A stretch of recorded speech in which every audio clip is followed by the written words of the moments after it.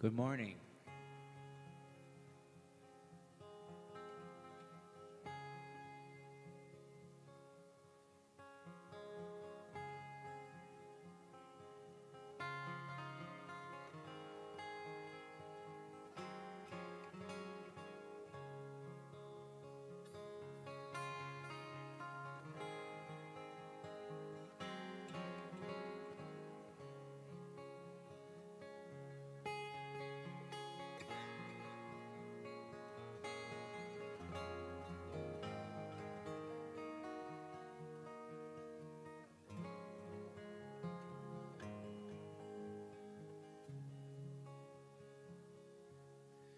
Be still, my soul, the Lord is on thy side.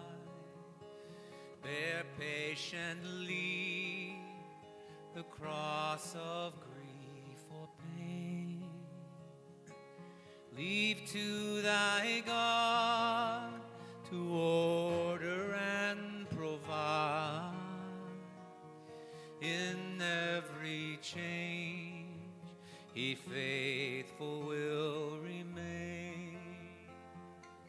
Be still, my soul, the best thy heavenly friend. Through thorny ways leads to a joyful end. Be still, my soul, thy God doth undertake to guide the future as he has the past. Thy hope, thy confidence his loving shade, all now mysterious shall be bright and last. Be still, my soul, the waves and winds still know his voice who ruled them while he dwelt below.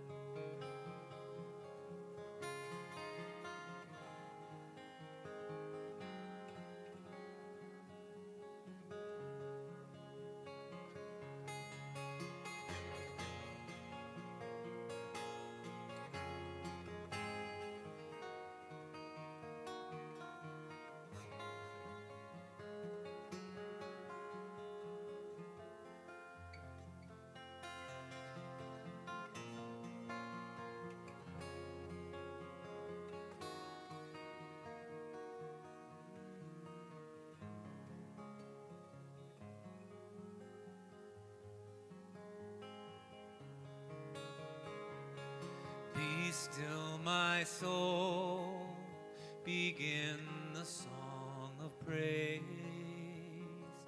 On earth believing to thy Lord on high. Acknowledge him in all thy words and ways. So shall he view thee with a well-pleased eye. Be still, my soul, the Son of life divine. Through passing clouds shall but more brightly shine.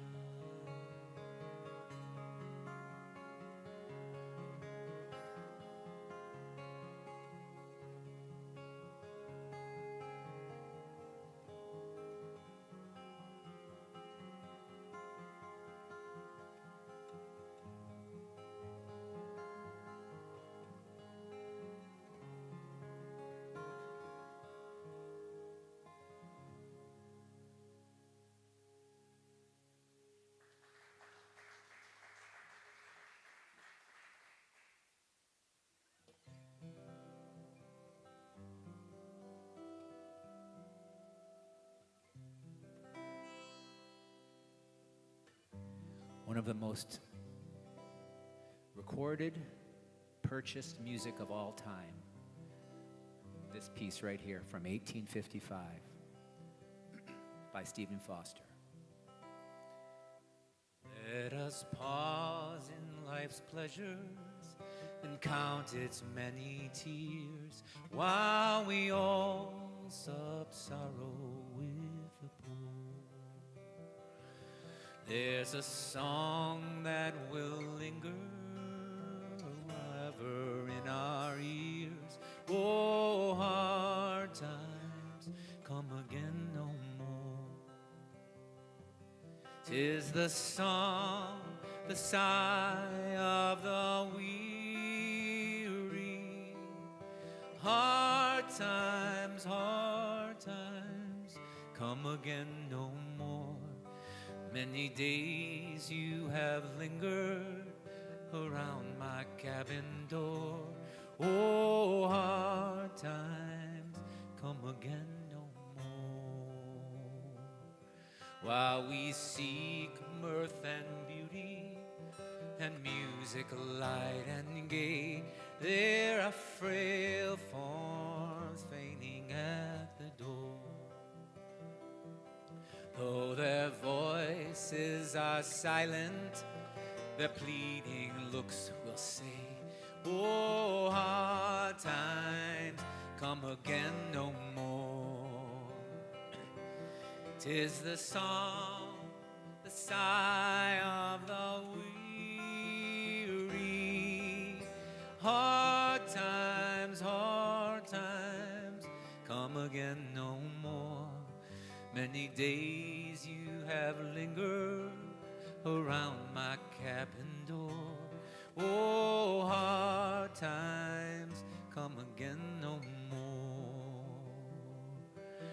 There's a pale drooping maiden who toils her life away with a worn heart whose better days are o'er. Though her voice would be merry, 'tis sighing all the day. Oh, hard times come again no more. 'Tis the song, the sigh of the weary. Oh, hard times come again no more. Many days you have lingered around my cabin door. Oh, hard times come again no more.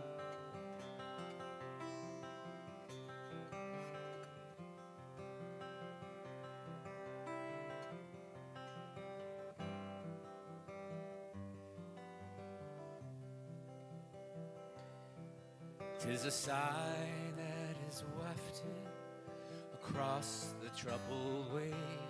'Tis a wail that's heard upon the shore.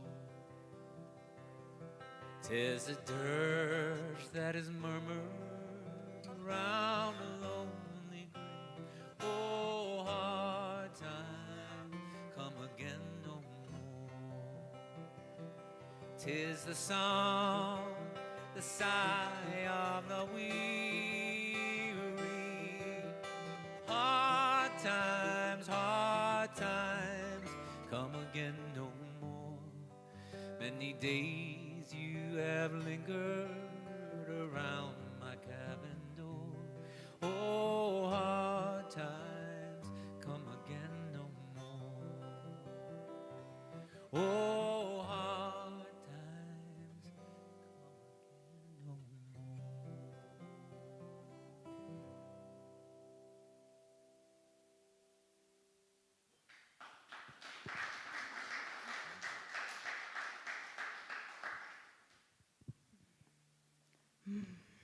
Feel a sigh.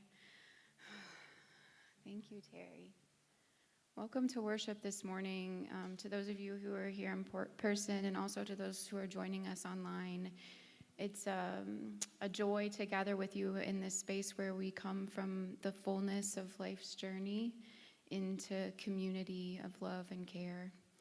I have a few announcements as we begin worship this morning. First of all, most immediately, the golf scramble that was scheduled for this afternoon in honor of Dunk McCollum has been postponed to next Sunday at the same time.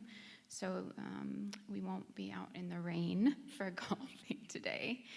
Next week is World Communion Sunday, and we will celebrate the sacrament of Holy Communion together in this worship. Also, this coming Tuesday night, you'll see no, you won't see in the bulletins, but perhaps in the announcements, that we had scheduled the start of Tuesday night study for this coming Tuesday, and that actually will be postponed 1 week. And finally, I think I want to share with you a couple of things that are especially related to our youth, but will apply to all of you in some way, hopefully. Next Sunday, following worship, Darcy and I are hosting the first Brunch Bunch. It's a gathering for our youth of junior high and high school youth, and also for their parents. So Scott and a handful of other folks and I will hang out with the junior high and high school youth, and Darcy will go with parents, and they'll have the opportunity to chat about the joys and maybe even the challenges of bringing young people and young adults into this world. And finally, 2 weeks from this Sunday, on Sunday, October 9th, the community is participating in Ann Arbor's annual crop walk. And we are hoping that folks will join us in walking, and we're especially working to get kids and their families involved, but everyone's invited, and also in sponsoring and supporting the walk. And I don't have the forms with me here, but if you're interested in walking and or sponsoring the FCC team, please reach out to me via my email, and we'll get you connected. Okay, I think that's it. Let's begin worship. Continue in worship.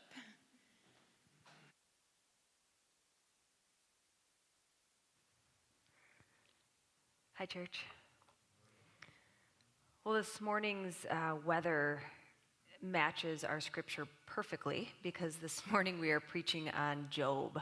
We are finishing a 3-week series on influencers, and this is the last of that series. We're talking about how different people can influence us in our walks of faith, in our journeys, in our life decisions, and today in our times of heartache.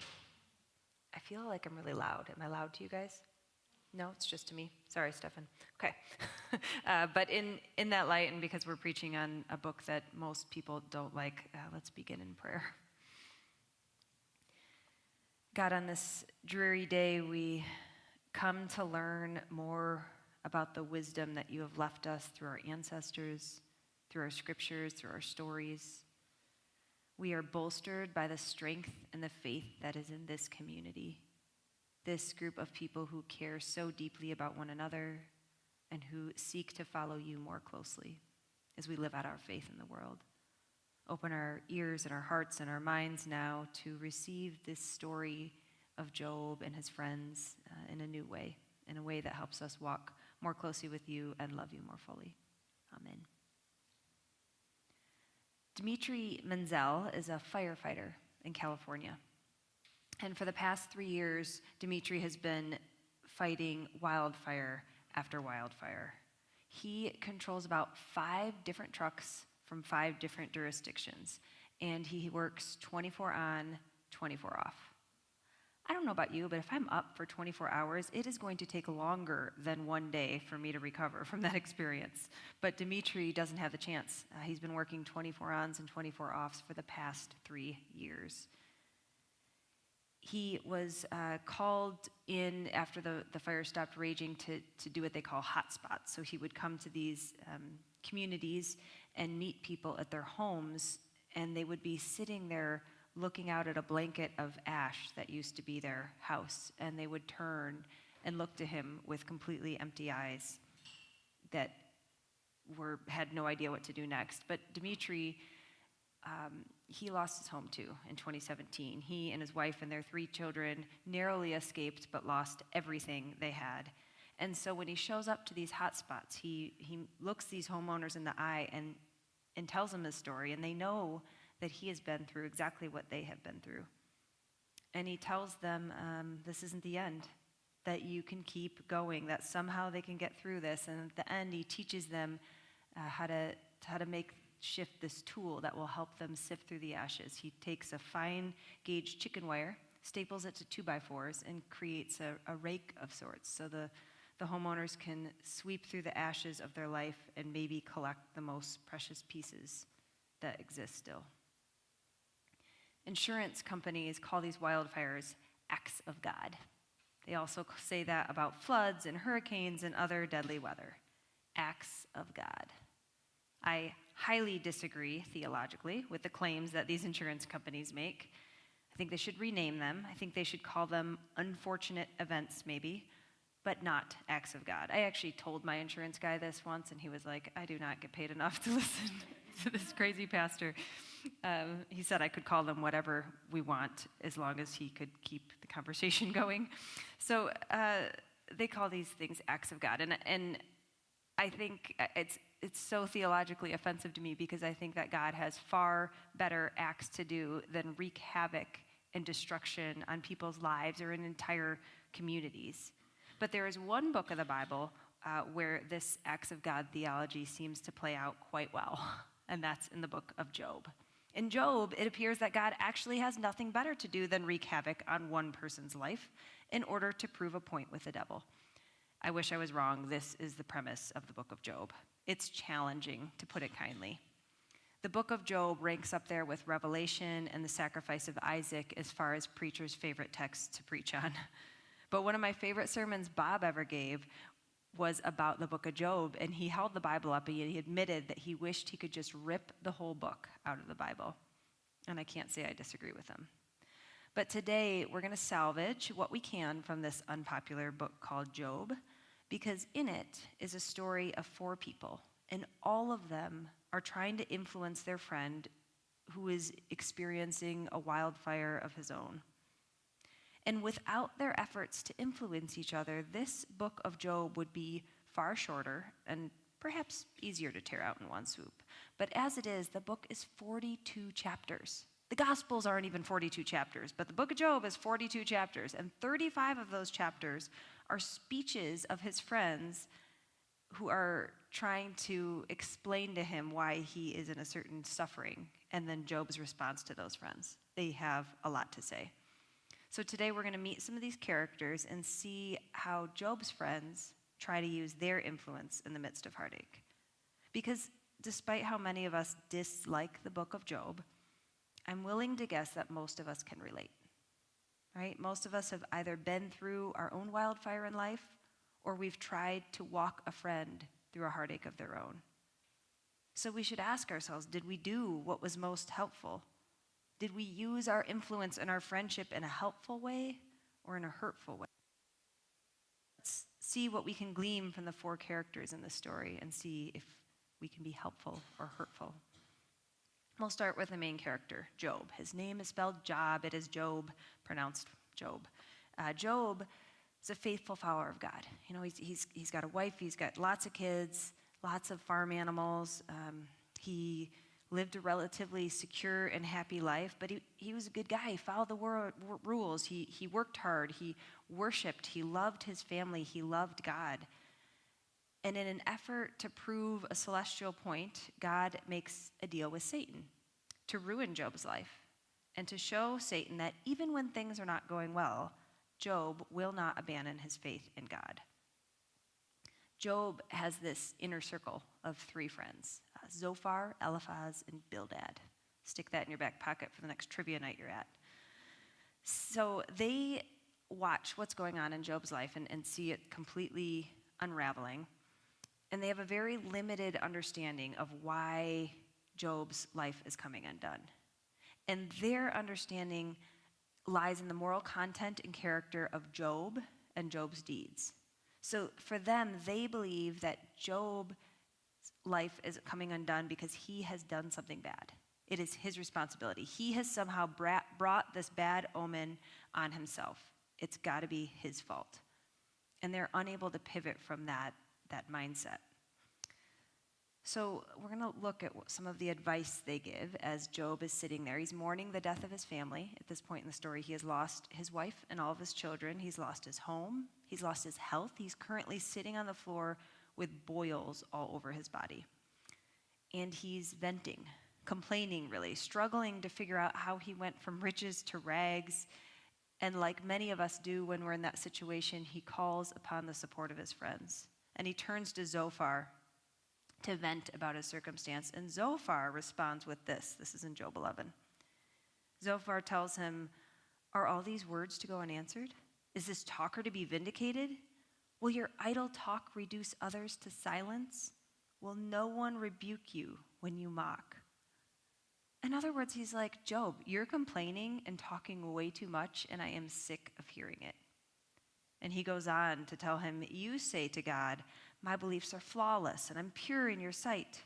Oh, how I wish that God would speak, that he would open his lips against you and disclose to you the secrets of wisdom. For true wisdom has two sides." In other words, he's saying, you might think you're in the right, Job, but God knows. God knows what you did. And then he says, know this, God has even forgotten some of your sin.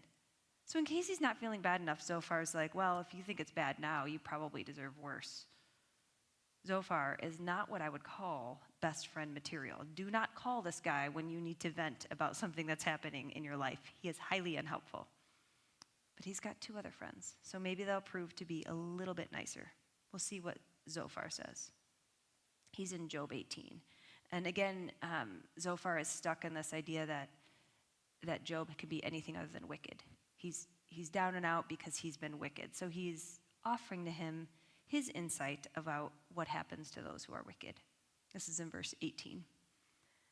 "Surely the light of the wicked is put out, and the flame of their fire does not shine. The light is dark, and their tent lamp above them is put out. Their strong steps are shortened, and their own schemes throw them down, for they are thrust into a net by their own feet, and they walk into a pitfall." Well, I'm pretty sure Job already feels like he's in the dark. I'm pretty sure he's arrived at that pitfall moment. Bildad is about as helpful as Zophar. But then he really lays it in thick, and Jared, you don't have a slide for this, but he continues in verse 13, and he's looking at his friend who is covered in boils, and he tells him, the wicked have their skin consumed by disease, and they have no offspring or descendant among them, no survivor where they used to live. I think Bildad's actually worse because he's using the knowledge of Job's current misery as detailed proof that he must be among the worst of the wicked.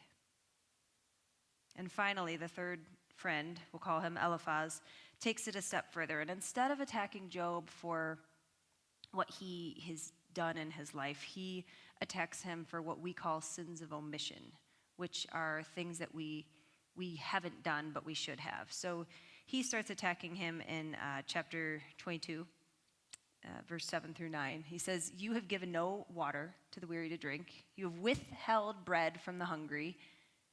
The powerful possess the land, and the favored live in it. You have sent widows away empty-handed, and the arms of the orphans you have crushed." Really? Like now he's breaking the arms of orphan children? I think it's a bit much, and we don't have any proof for it. We don't know what kind of volunteer work Job did or didn't do. But for Eliphaz, he thinks that whatever Job didn't do to help the needy is what has led to his current demise. So each of his friends are unable to influence Job to have faith, to believe that sometimes it's just the cold, hard truth that bad things happen to good people. They can't wrap their heads around that themselves, so they are unable to influence Job in any positive way. His friends can only see that the good get rewarded and the bad get suffering. And because they're unable to move beyond that point, they cannot help him. Let me be clear, their inflexible theology makes them really crappy friends. Theology is important.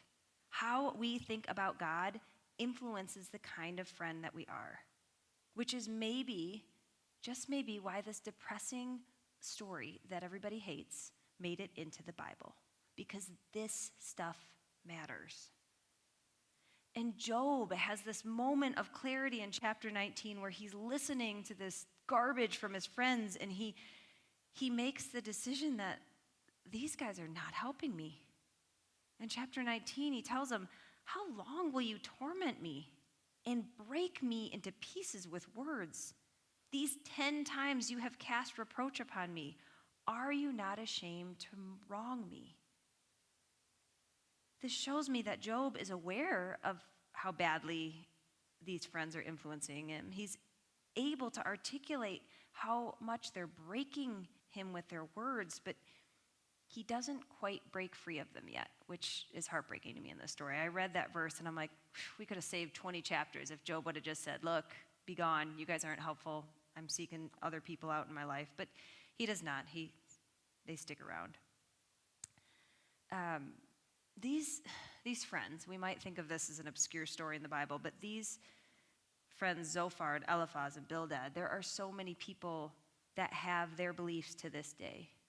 There are many who sit and view that blanket of ash that used to be their life, and they say, I am in this situation because God is angry at me.